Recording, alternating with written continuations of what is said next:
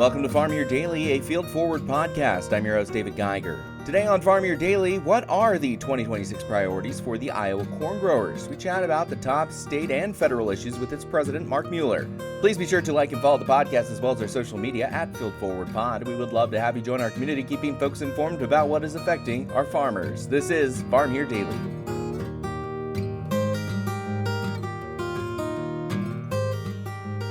And joining me on Farm Here Daily, we're going to take a look at the new year 2026 and legislative priorities with the Iowa Corn Growers Association. Mark Mueller is here. He's the president of Iowa Corn. And Mark, it's so good to talk to you again. Really appreciate your time today. Let's start off at the state level, local. What are some of the priorities that you guys are really emphasizing in the new year? All right.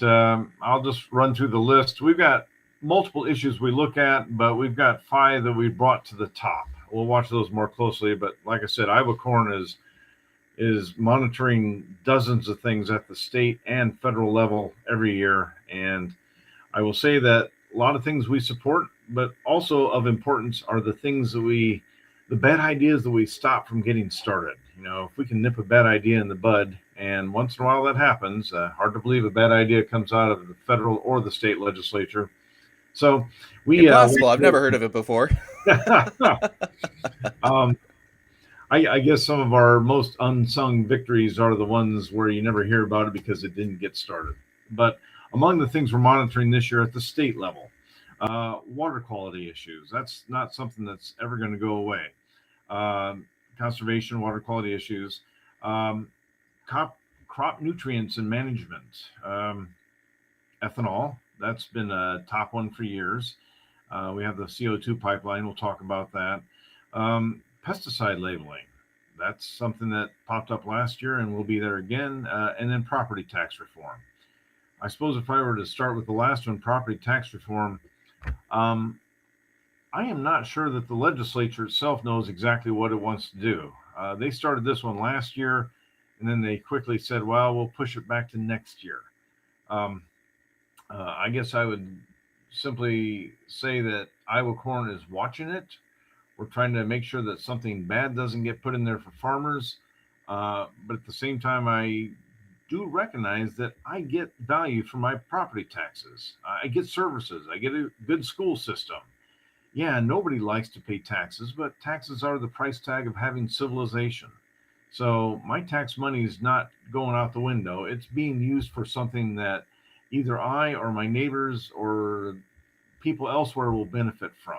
So we're watching the tax situation, but I don't think the legislature's honed in on any one thing yet. I was reading an article yesterday from the Iowa Capitol Dispatch, and a lot of that is on the property tax issue. And, you know, the Senate and the House and the Republicans and the Democrats all have different ideas. So I am definitely curious what's going to happen. I can simply say that Iowa Corn has somebody at the legislature every day, and I will probably be there most of the days this year as well, keeping an eye on that. You know, it's interesting you brought that up specifically for how it helps, because I recall last year or the year before, I was on a farm where some Argentinians were visiting and taking a tour. And one of the things that really stood out were they were just astounded by the fact that in rural locations, there was a fire department nearby. There were schools nearby. For a lot of them, they did not have those facilities that were publicly provided anywhere close to where their homesteads were. I know, and even though my house is not burned down, twice in my 30 years of farming, I've had field fires, and the fire departments came out, and I'm very glad they were there. So I think I've already gotten my money's worth long ago from my property taxes. Let's go into pesticide labeling. I wanted to go into that because it's interesting that that's a state level one, because you would think that would be a federal priority, but we're bringing it closer to the state now. What are some of the concerns that are being brought up and or things you're trying to prevent in terms of pesticide labeling? Well, let me back up a little bit. It's not on the Iowa Corn federal list of priorities. Top 5. It is being brought up at the federal level. So uh, there's two different approaches: fix it on a state by state basis, or one big fix overall. Um, Here's why it matters to me. I am a no-till farmer. I use cover crops. I like to think of myself as a good steward of the soil. One of those things means I don't work up the soil. I don't turn it over. 75 years ago, people moldboard plowed because that was the best way to kill weeds. You basically turn the dirt over, you bury the weed, you've killed it. And then you cultivate during the season. And every one of those operations loosens up the soil. And every time you have a 2 inch rain event where it dumps 2 inches of rain in an hour, which happens more and more often, you lose some of that topsoil. That's a finite resource. I use certain chemicals, let's just say Roundup or glyphosate. Um, it allows me to be a no-till farmer. It allows me to keep my soil in place and thus the nutrients in place. It helps lead to cleaner water. It's a tool that allows me to become a more environmentally sustainable farmer. I'm better for the environment if I can use these tools. And we have not that many tools in the toolbox to control weeds. The Pesticide Labeling Act, in essence, doesn't stop anybody from suing you for anything. Um, Opponents of that act would say, yeah, it gives chemical companies immunity from being sued. No, it doesn't. And they know that. The problem is, well, it's not even a problem. It's just that if I follow the rules, and these rules are set by the EPA, and I use the chemical properly, you can still sue the chemical company, but you're going to have a scientific basis for it. And if I'm following the label, which farmers do, we're not dumping this stuff on because it is god awful expensive. So we are using the in most cases we're using the minimum and nothing extra because once again it costs us money.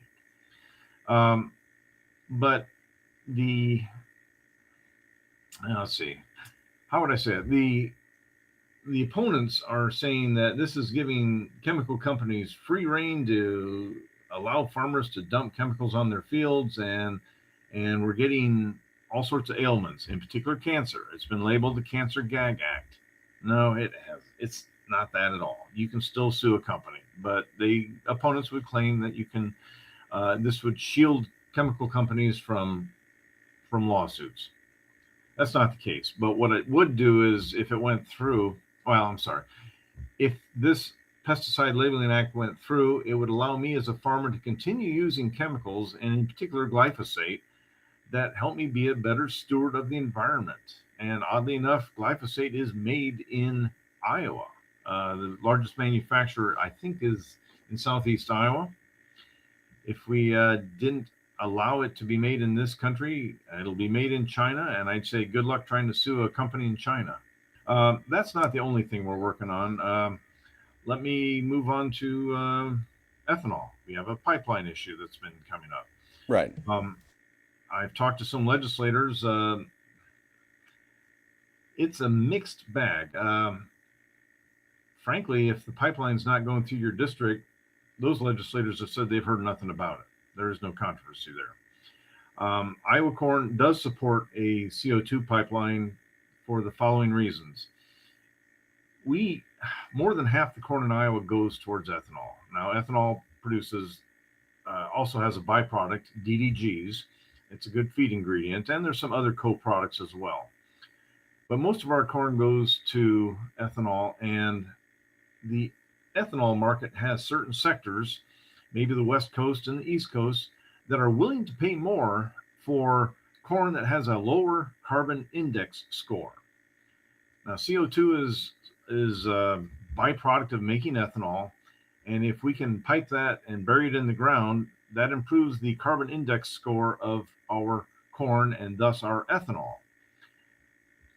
I am already doing things the right way. I'm a no-till farmer. I've put up a wetlands on my farm. I use cover crops, but I'm not going to be financially rewarded for those practices because Ethanol buyers can't see they can't scout every single field and find out who's doing what. So a pipeline is the only way that I can benefit from uh, my for getting a good a good carbon index score. There are buyers that want to pay more for corn that has a good carbon index score. You may or may not agree with the need for this. Uh, but if somebody's wanting to pay you more for your corn, why would you not let them pay you more for your corn? The benefits won't head directly to my pocketbook if my ethanol plant is hooked up to a carbon pipeline, but my ethanol plant will be more economically viable. And maybe the next plant that gets built won't be built in Nebraska, where 70% of the plants are already hooked up to a pipeline. It might be built back in Iowa, where we can grow corn. Um, there's the benefits will get to me eventually. That's just the way our capitalist economic system works. The benefits will get to me eventually. What I can't have is my ethanol plant or any others get disassembled and then rebuilt over in Nebraska because they've got a much friendlier CI score. Uh, the CI scoring index is not perfect, but it's what we have to work with. It's what the marketplace works with. So if somebody in California or Oregon or Washington or somewhere in the East Coast thinks that my corn is better because it comes through an ethanol plant with a better CI score, let them pay me more for it. Anyway, um, That ties directly into conservation, water quality, and even crop nutrient management when you're dealing with the CI scores. Although that may not be attributed directly to something like carbon and ethanol production, it is an aspect of what farmers are doing, as you said, to try and do the correct thing. How is conservation and crop nutrients part of that 2026 priority then? Iowa Corn is a very strong supporter of anything that will improve our water quality. And I'll say on my particular farm, water quality is something that requires some public dollars, and I'll explain why. I told you I'm a no-till farmer. I use cover crops.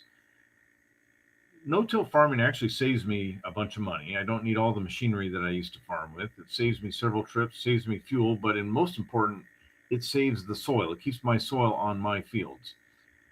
Cover crops is an expense. It helps me clean up the water. It helps keep my soil in place. Cover crops will latch onto the nutrients and keep them from going down pipelines until the next crop comes along.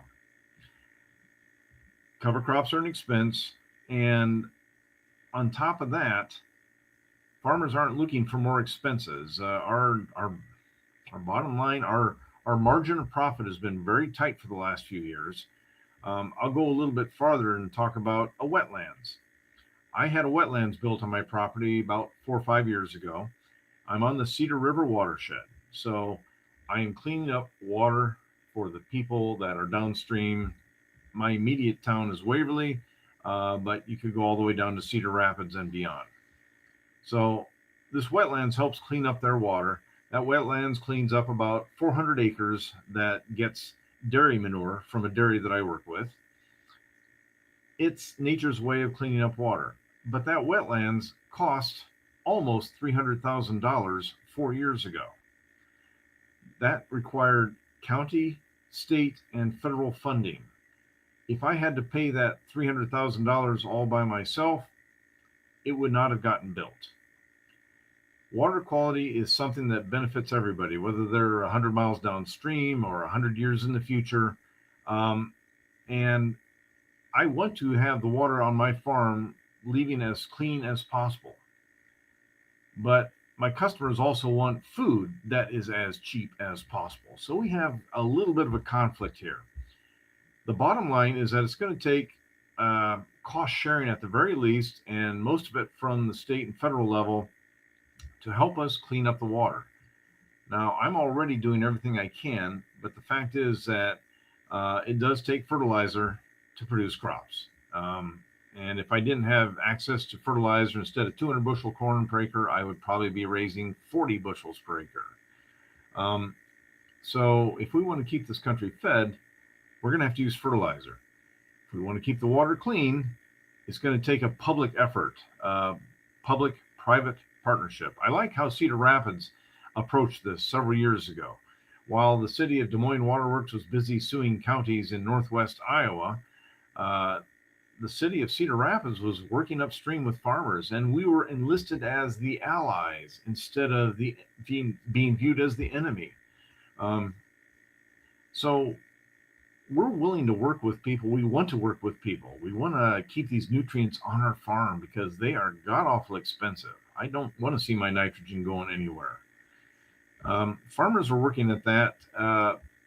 There's a state funded entity that is helping promote cover crops and other practices that reduce nutrients from leaving the field.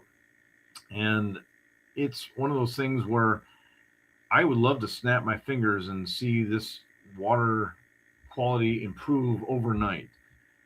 It won't. It will take years, as just as it took decades to get to this level. We are making progress. It's just not moving fast enough for some people, but we are making progress. And I want to get that message out there. I can grow literally twice as many bushels of corn per acre using the same amount of inputs that my father used 35 and 40 years ago. So agriculture is doing its share. A lot. Yeah, I'd love to see the problem go away overnight, but we didn't get here overnight either.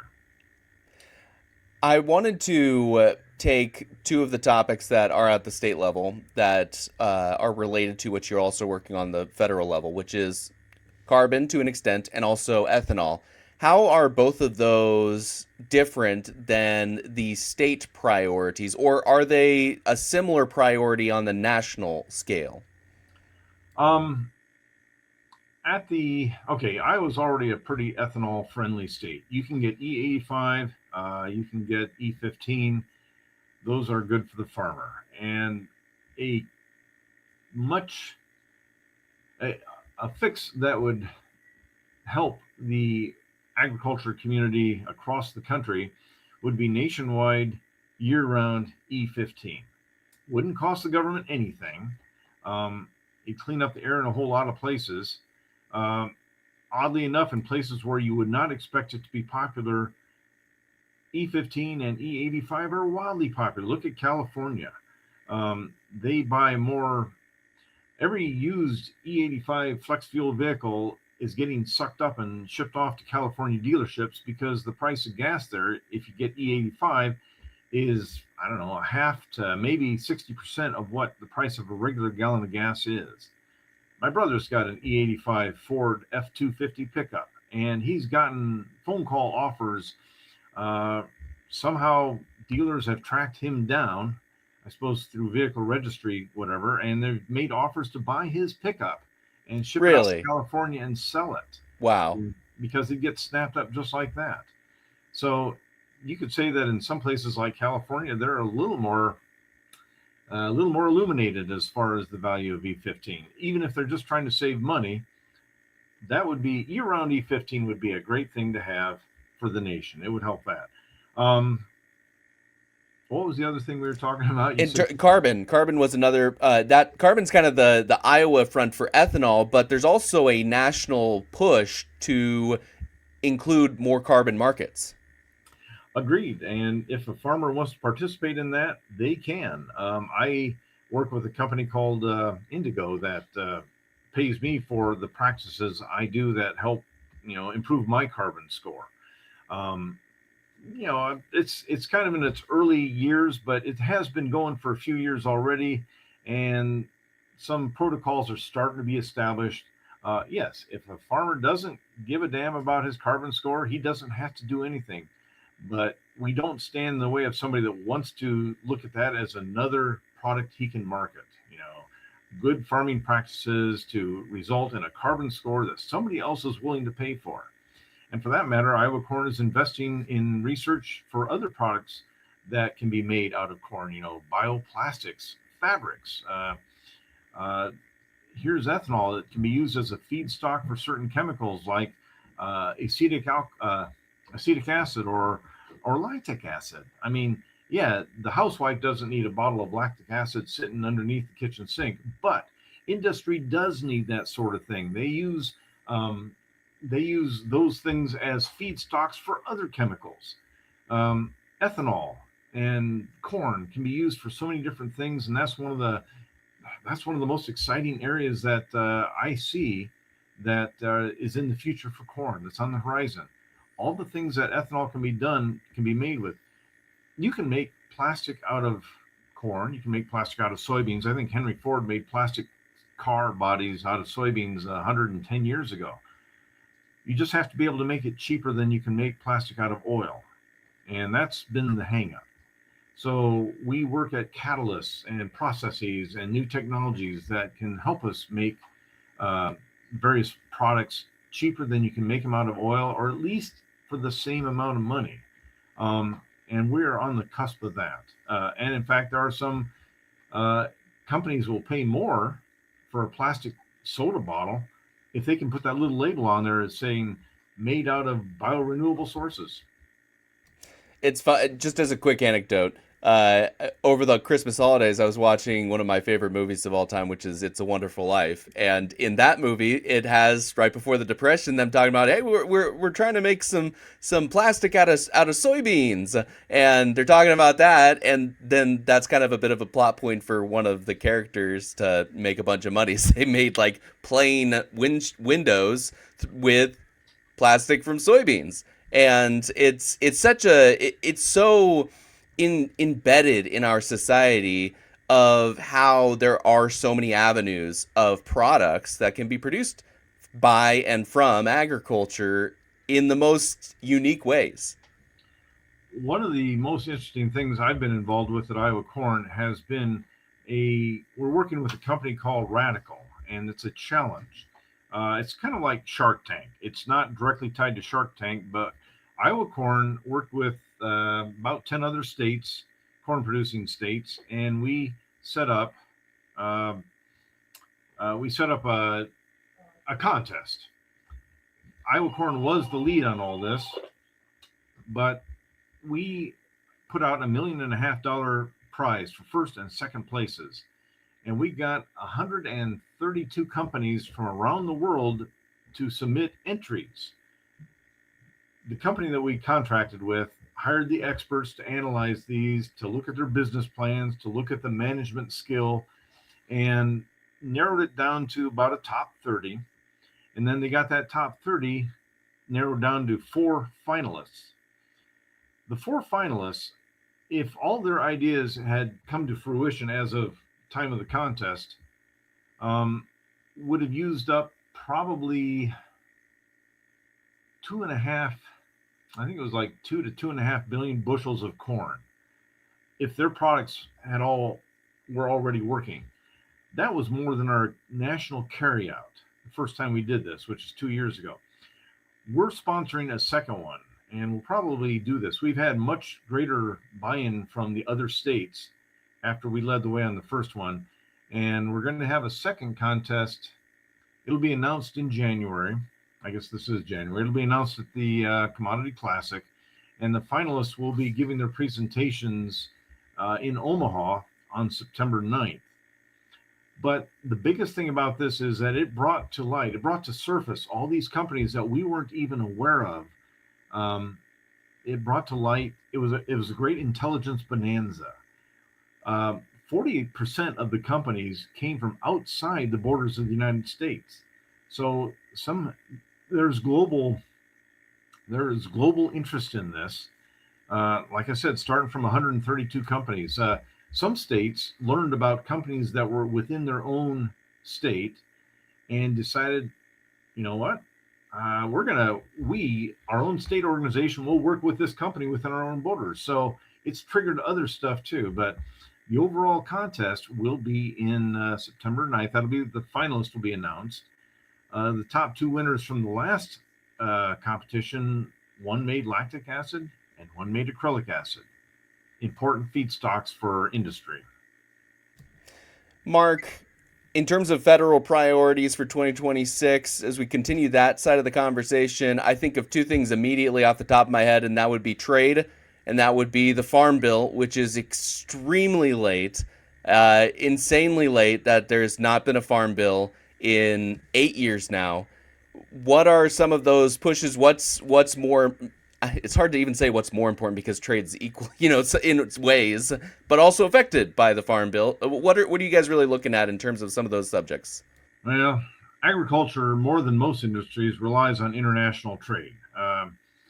Corn in particular, we can't eat enough nor drive enough to use up all the corn we produce in this country. Exports. The export market is one of the few bright spots in agriculture. It's continued to grow, and we need free trade agreements. Um, I have to tell you that I don't think this administration has helped us any with all their tariffs. But I will also say the previous administration didn't do us any good either. They just did nothing. So whether you do nothing or you cause harm, either way, trade is critical to agriculture, and we've not had a serious president pushing trade since George W. Bush. He sets the record for all the trade deals he put together, and they have helped lift farming up. As far as the USMCA, the what was NAFTA, our agreements with Mexico and Canada, I do think it's not a good idea to pick fights with our closest neighbors and our best trading partners and our most loyal customers. Maybe we're still going to be the first choice that they come to because of simple economics and logistics, but we used to be everybody's first choice around the world, and we're rapidly moving down to everybody's last choice. They'll buy it from us if they can't get it anywhere else. It takes years to build up relationships, and it doesn't take very long to screw them up. And I'm afraid that we've got a lot of trade work, and unfortunately, both parties are not thinking of trade, international trade, first and foremost.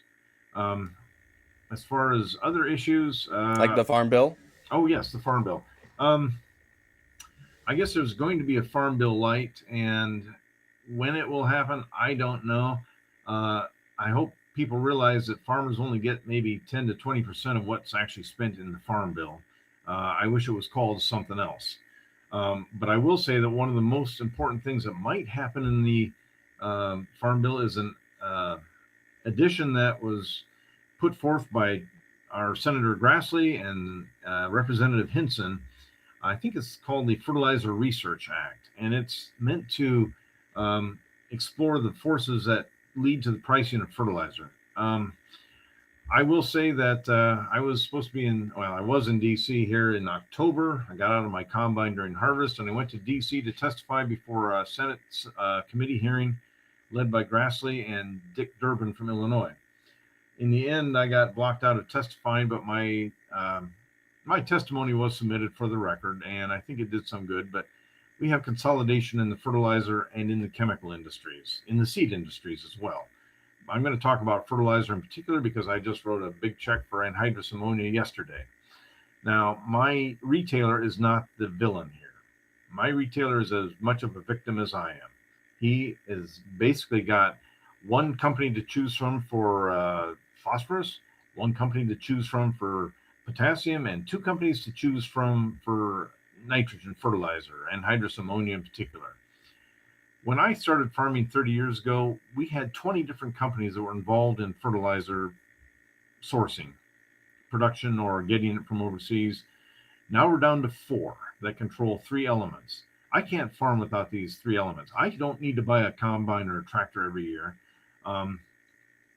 Chemicals, sometimes there's generic alternatives, but I've got to have nitrogen, phosphorus, and potassium to raise a corn crop every year. And we basically don't have a choice as to who we buy from. There's too much consolidation in the industry.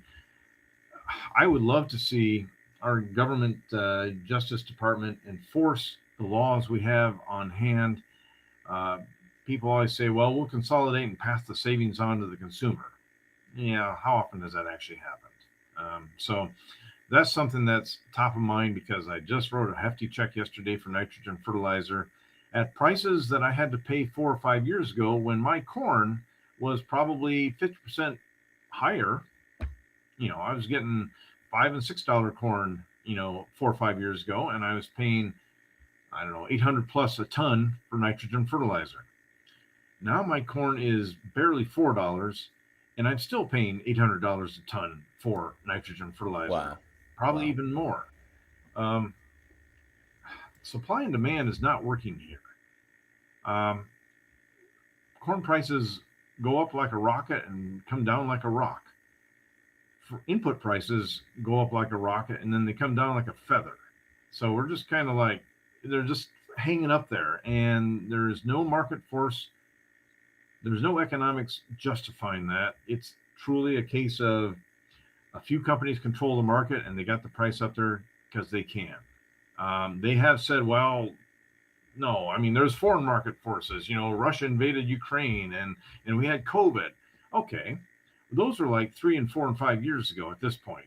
Um, Free market system is supposed to be able to work around that. And a company asks for a tariff on its own uh, phosphorus fertilizer, and that was Mosaic in particular, and they asked for that years ago, and it's still there.